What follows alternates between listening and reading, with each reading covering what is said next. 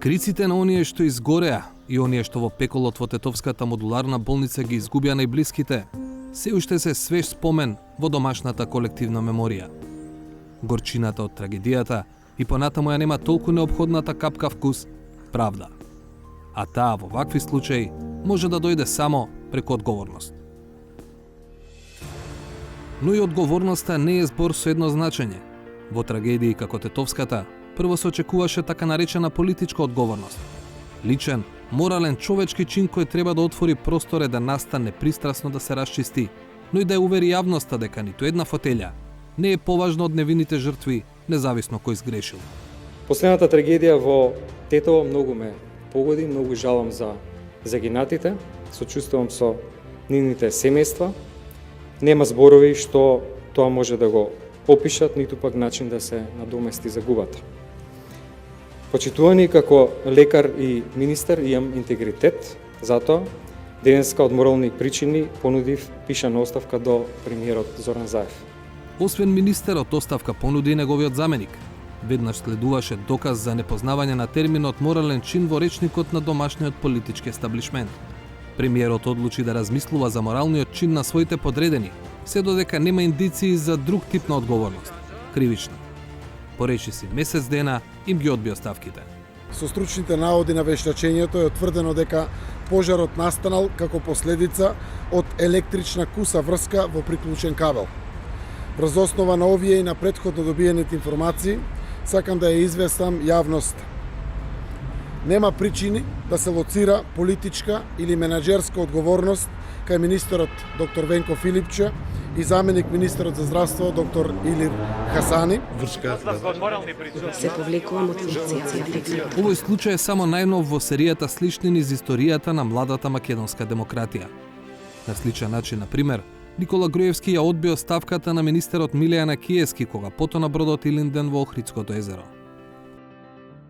Кога ги анализиравме работите, си викам проклетство, па ние го спомнуваме Антони Пешев од 1992 година како главен пример за политички одговорен политичар и потоа имаме една пустина од, да речеме, немање на чувство за одговорност.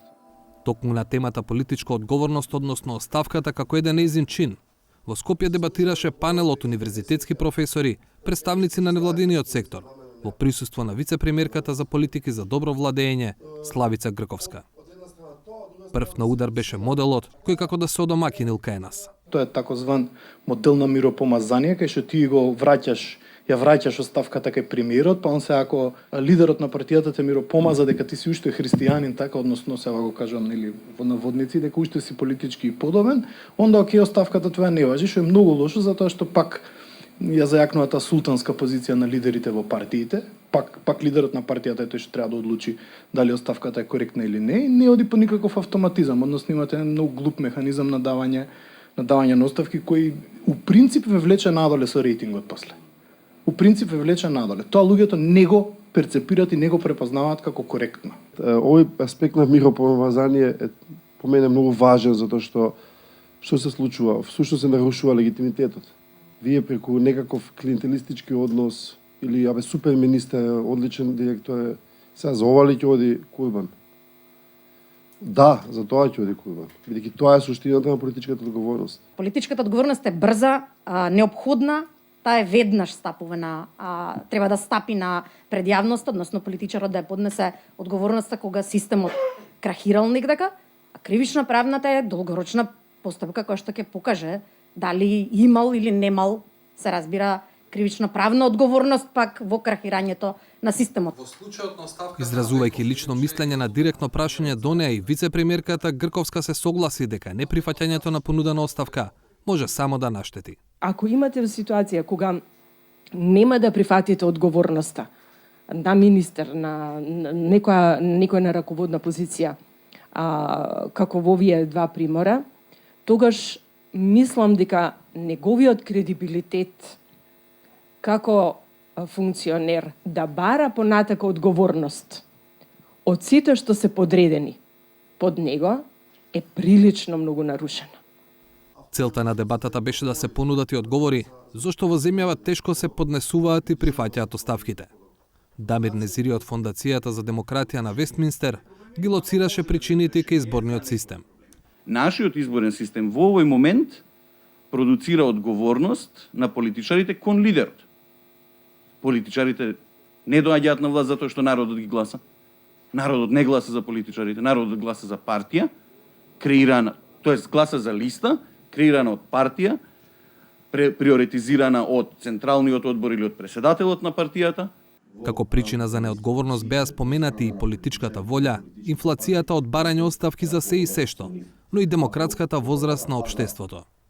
Новинарот Борис Георгиевски, кој живее во Германија, како конкретен пример ја посочи еволуцијата на оставки во таа земја, кога се во прашање плагијати на докторски дисертации.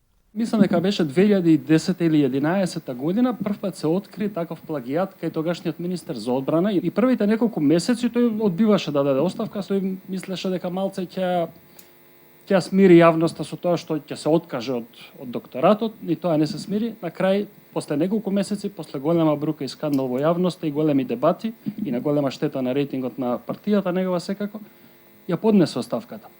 Зошто е тој пример битен? За тоа што во последниве 2 години уште 3 такви случаи имавме на министерки во германската влада, кои што неколку дена по откривањето дека во докторските дисертации дел од тезите им биле плагијат, не цели, си поднесува веднаш оставки. Ако е за лажирање докторати, ја мислам Полукин треба прво да го изврекаш, па потоа и така натаму, па потоа веројатно да преминеме на политичарите. Како тогаш институтот политичка одговорност да стане златен стандард и на домашната политичка сцена? Присутните понудија повеќе различни идеи. Дебатата не беше цел сама за себе, туку заклучоците од неа да допрат до политичарите. Тоа е само дел од задачата на организаторот на настанот, Форумот за разумни политики. Се обидуваме да отвориме теми кои што се навидум абстрактни, навидум неприемчиви за пошироката јавност, но со многу конкретни политички, правни, секакви импликации во секојдневниот живот. Давањето оставка овозможува или би требало да овозможи воспоставување на стандарди во иднина. Поднесувам оставка и од тогаш натаму, истата влада во која што јас сум поднесол оставка, ќе се обиде да го воспостави стандардите да не се случуваат такви работи во иднина. Еден од начините на кои пораките ќе допрат до јавност е овој, преку медиумите. Но ќе следуваат и документи, конкретни препораки до власта и политичките партии воопшто. Да ја сензибилизира јавноста, да подигне свеста за одреден проблем кој што не се појавува во случај политичката одговорност и кој што не се решава. Да се обидеме да создадеме преседани кои што подоцна ќе станат стандард во едно општество.